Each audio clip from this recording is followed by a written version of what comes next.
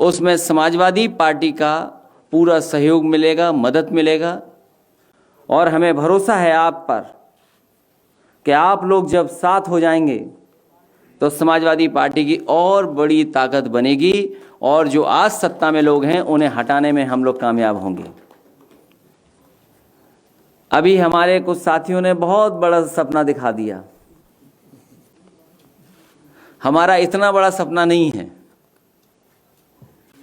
हमारी इच्छा यही है हम समाजवादियों की कि जो अधूरा विकास, जो अधूरी विकास की योजनाएं छोड़ दी थी, जिस रास्ते पे उत्तर प्रदेश को ले जाने का काम समाजवादियों ने किया था, जनता में जाकर के हम समाजवादी नीतियों को, कार्यक्रमों को और अपने सिद्धांतों को पहुंचाएंगे। और हमें भरोसा है कि जनता उन सिद्धांतों, कार्यक्रमों को समझ करके हमें समाजवादियों को फिर एक बार मौका देगी। वहीं जो हालात हैं देश में, किसान के ऊपर इतना अन्याय किसी सरकार ने नहीं किया होगा। किसान पर ऐसी लाठी, इस तरह का व्यवहार, इस तरीके से आतंकी हमला किसी सरकार के माध्यम से नहीं हुआ होगा जितना भारतीय जनता पार्टी की सरकार में हो रहा है।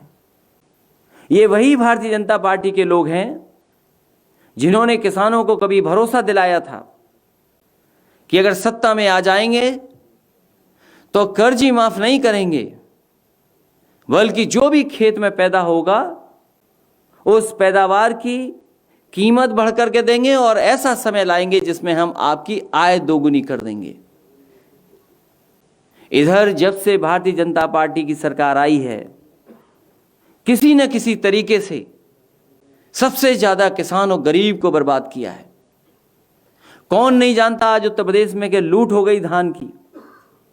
इतनी बड़ी लूट धान की कभी नहीं हुई होगी जितनी भारतीय जनता पार्टी की सरकार में हुई है। किसान अपना धान नहीं दे पाया। जिन केंद्रों को धान खरीदना था वो खरीदे नहीं, और जिन किसानों को कीमत भी मिली तो बताओ उन्हें क्या कीमत मिली होगी? 1100 रुपए। और सरकारी जो कीमत थी, जो तय थी, वो क्या कितने किसानों को मिल पाई?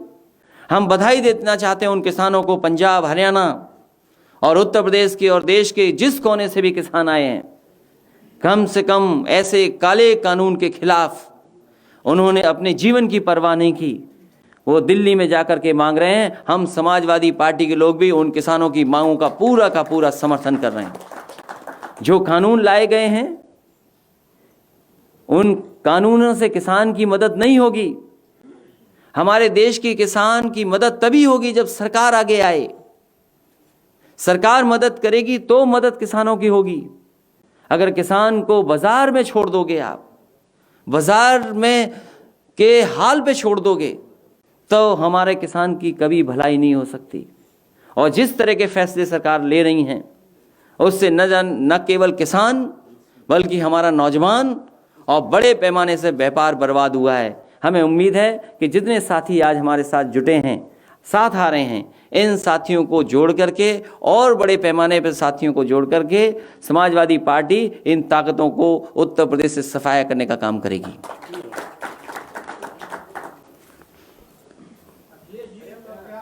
उत्तर प्रदेश सरकार ने एक अध्यादेश आज जारी किया है जिस पर राज्यपाल ने मुहर लगा दी, लफ्ज से हाथ को बड़े सजा का प्रावधान किया है सरकार ने, और योगी सरकार इसको सबसे बड़ी उपलब्धि मान रही है।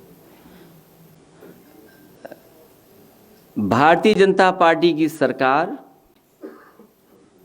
भारतीय जनता पार्टी के लोग, उनसे अच्छा झूठ, उनसे बड़ा झूठ कोई बोल नहीं सकता। आज एक अखबार में, मैंने बहुत ही प्रतिष्ठित अखबार में, और तमाम जो आज प्रतिष्ठित अखबार हैं उनमें खबर मैंने पढ़ी कि भारतीय जनता पार्टी की सरकार ने ऐसा फैसला लिया है कि 2022 तक, अगले वर्ष तक, अगले से अगले वर्ष जब आएगा तो उत्तर प्रदेश में 10,000 मेगावाट की बिजली का उत्पादन हो जाएगा, वो भी सोलर एनर्जी का। जो कानून हमसे आप पूछ रहे हो कानून के बारे में, कभी आप मुख्यमंत्री जी से पूछिए कि क्या वो सोलर पैनल के बारे में कुछ जानते हैं? 10,000 मेगावाट बढ़ा देंगे, भूल जाइए 10,000 मेगावाट। इस देश के राष्ट्रपति रहे 2 बार, और उस समय की समाजवादी सरकार ने कन्नौज में एक बहुत छोटा सा प्लांट लगाया था, जिससे वहां के गांव को 24 घंटे बिजली फ्री मिलती थी, जिसमें उनका ट्यूबवेल चलता था, चक्की चलती थी, या उनकी जितनी भी ज़रूरत की चीज़ों की आवश्यकता थी बिजली की, उसकी पूरी पूर्ति वो प्लांट करता था। वो कुछ मामूली वॉट का होगा। आप उस गांव की फ्री बिजली को काट दिया आपने। आपकी जिम्मेदारी ये होती कि जो समाजवादी पार्टी की सरकार ने वो व्यवस्था लागू की है, अगर वो अच्छी व्यवस्था है तो पूरे उत्तर प्रदेश में क्यों नहीं फ्री बिजली दे पा रहे हो? अगर वो व्यवस्था लागू करते तो आज शायद हमारा किसान खुशहाल होता। और मैंने कई प्रेस कॉन्फ्रेंस में यहीं पर आपसे भी कहा है, भारतीय जनता पार्टी ये कहती है कि हमारे एक मिस्ड कॉल व्यवस्था थी, और मिस्ड कॉल व्यवस्था से उन्होंने दुनिया की सबसे बड़ी पार्टी बना ली। मिस्ड कॉल करिए, भारतीय जनता पार्टी का सदस्य बन जाइए, दुनिया की सबसे बड़ी पार्टी बना ली। हम उन्हीं भारतीय जनता पार्टी के लोगों से जानना चाहते हैं, वो नंबर हमें बता दो, वो स्थान हमें बता दो जहां पर किसान को धान अपने पहुंचा दे और उसको कीमत मिल जाए। और जो कानून बनाने की बात है, कम से कम ऐसा कानून बना दो कि हमारे किसानों को आय 2 गुनी मिलने लगे, गन्ने का भुगतान हो जाए, धान की कीमत बढ़ जाए। और वो कानून भी बना दो जिससे नौजवानों के हाथ में नौकरी नहीं तो रोजगारी आ जाए। जो उत्तर प्रदेश के मंत्री हैं बिजली विभाग के, श्रीकांत शर्मा, जो लगातार साइकिल चला रहे हैं, आज वो नोएडा में भी साइकिल से निरीक्षण कर रहे हैं कि बिजली मिल रही कि नहीं मिल रही।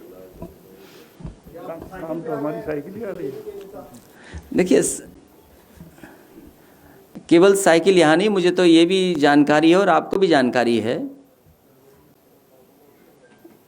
हमारे प्रधानमंत्री जब दुनिया के दूसरे हिस्से में गए थे, वहाँ के प्रधानमंत्री ने एक साइकिल दी थी प्रधानमंत्री जी को। और मुझे लगता है ये जो मंत्री हैं चल रहे हैं साइकिल पे, और लोग भी चलते हैं, कई लोग चलते हैं, क्योंकि साइकिल गरीब की है, साइकिल किसान की है, साइकिल नौजवान की है, साइकिल उनकी भी है जो 2 लाख हमारे जवान भारत में उत्तर प्रदेश के ही सेवा कर रहे हैं सीमा पर। और समाजवादी पार्टी की साइकिल है। इससे अच्छा चुनाव चिन्ह हो ही नहीं सकता कोई। तो वो आने वाले समय के बारे में बता रहे हैं कि क्या आने वाला समय है। वो साइकिल नहीं चला रहे हैं, वो आने वाला समय किनका आ रहा है वो बता रहे हैं। सरकार अपनी पीठ थपथपा रही है, कह रही है कि हम ईज ऑफ डूइंग बिजनेस में बहुत तेज हो गए। उत्तर प्रदेश में लगातार औद्योगिक विकास बड़े स्तर पर हो रहा है, किसान परेशान हो रहे हैं, लेकिन अपनी पीठ औद्योगिक विकास के नाम पर थपथपा रही है, आंकड़े जारी कर रही है। भारत की अर्थव्यवस्था और उत्तर प्रदेश की अर्थव्यवस्था तब तक नहीं बेहतर हो सकती जब तक किसानों का हम भुगतान न करा दें। किसानों की आय जब तक नहीं बढ़ेगी, आप कोई सपना पूरा नहीं कर सकते। अगर ईज ऑफ डूइंग बिजनेस अच्छा हुआ है तो ये भी बता दो कि दुनिया में भारत भ्रष्टाचार में कहां पहुंच गया है, और फिर उत्तर प्रदेश का भी नंबर कहीं ना कहीं होगा। जब कस्टोडियल डेथ में सबसे ज्यादा ऊपर नंबर है हमारा, फेक इनकाउंटर्स में हमारा नंबर 1 है, और जिस तरीके से अन्याय हो रहा है लोगों के साथ, पॉलिटिकल लीडर्स के साथ, एक नहीं बड़ी संख्या में मैं कह सकता हूं, झूठे मुकदमे लगा करके। अब कल एक मिठाई वाला एक किसी के परिवार में कोई खुशी थी तो मिठाई लेकर के आया, तो मोतीचूर के लड्डू लेके आया। मैंने पूछा किस कीमत का है ये, तो 600 रुपए बताया उसने। मैंने कहा अगर यही किसी और दूसरी दुकान में लें तो हो सकता है 700 रुपए का हो सकता है 500 रुपए का हो। एक शहर में कई दुकानें ऐसी मिल सकती हैं जहां पर एक ही तरह का लड्डू न जाने कितनी कीमत का हो। है कि नहीं है ये बताओ।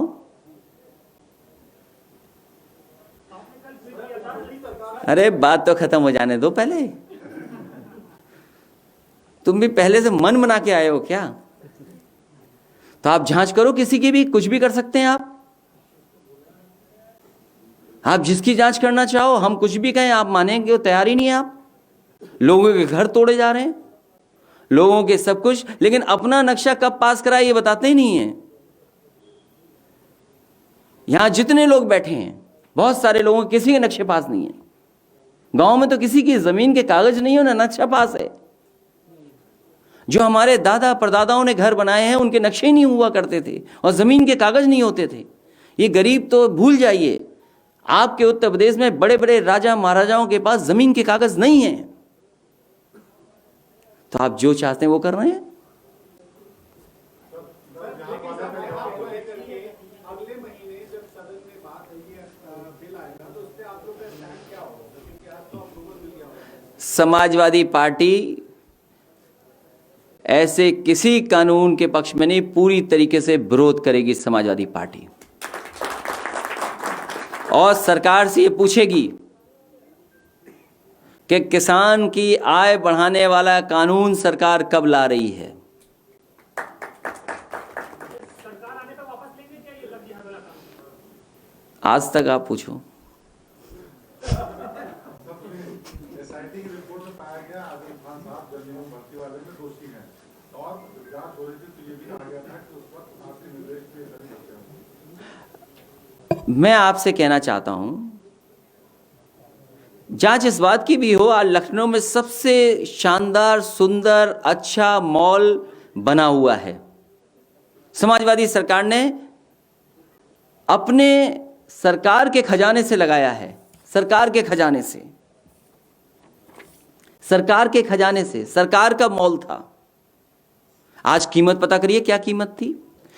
आप बताइए, डिप्टी सीएम ने पत्र लिख करके कहा कि मुख्यमंत्री ने गलत किया या सरकार से गलत फैसला हुआ है, इसकी जांच होनी चाहिए। क्या जांच हुई उसकी? आपके अधिकारी हैं, आप जो कह दोगे वो मानेंगे। ये कौन सी नई बात है सरकार में? सब अधिकारी आपके हैं। आप कभी सोचिए कि ये वो सरकार है जिसके एक अधिकारी दूसरे अधिकारी पे भ्रष्टाचार का आरोप लगा रहे हों। नहीं लगाए क्या आरोप? ये सरकार वो है, किसी को भी फंसा सकती, किसी को भी जेल भेज सकती है। और आप क्यों पूछते हो? आपके कई साथी जेल चले गए जिन्होंने कहा कि दाल में पानी है, दाल नहीं है। जेल गए कि नहीं गए बताओ? आप, हमें पता है कि आप हिम्मत जुटा के सच दिखाते हो, बताते हैं, लेकिन सरकार कैसी है आप जानते हो। और किसी की भी जांच कर लो आप। ये सरकारों का पुराना तरीका है, कोई नया तरीका नहीं है किसी को परेशान करना। और जहां तक मोहम्मद आजम खान साहब की बात है, उनके साथ इतना अन्याय हो रहा है जिसकी आप कल्पना नहीं कर सकते। और केवल इसलिए हो रहा है कि उन्होंने यूनिवर्सिटी अच्छी बना दी, कुछ काम अच्छे कर दिए। और जब जांच होगी तो दूसरों की भी तो जांच होगी। हमने कहा कि मॉल बताइए, हजारों करोड़ का बना हुआ, आपने कितने करोड़ में बेच दिया? आप एक्सप्रेसवे को बेचने जा रहे हो? क्या आप एक्सप्रेसवे को नहीं बेचने जा रहे हो? आपने टोल किसको दे दिया? क्या जनता नहीं जानती? वो समय आएगा, वो समय बताएगा कि सरकार ने कितना भ्रष्टाचार किया है, सरकार ने कितनी लूट की है।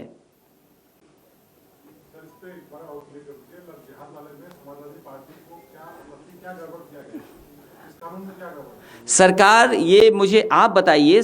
नेशनल दस्तक की आपसे गुजारिश है कि अगर इसको बचाना चाहते हैं तो नेशनल दस्तक को सब्सक्राइब करने के लिए रेड कलर के सब्सक्राइब बटन को दबाएं, फिर बेल आइकन की घंटी दबाएं। नेशनल दस्तक को बचाने के लिए बहुत जरूरी है कि हर खबर को शेयर करें, लाइक करें, कमेंट जरूर करें।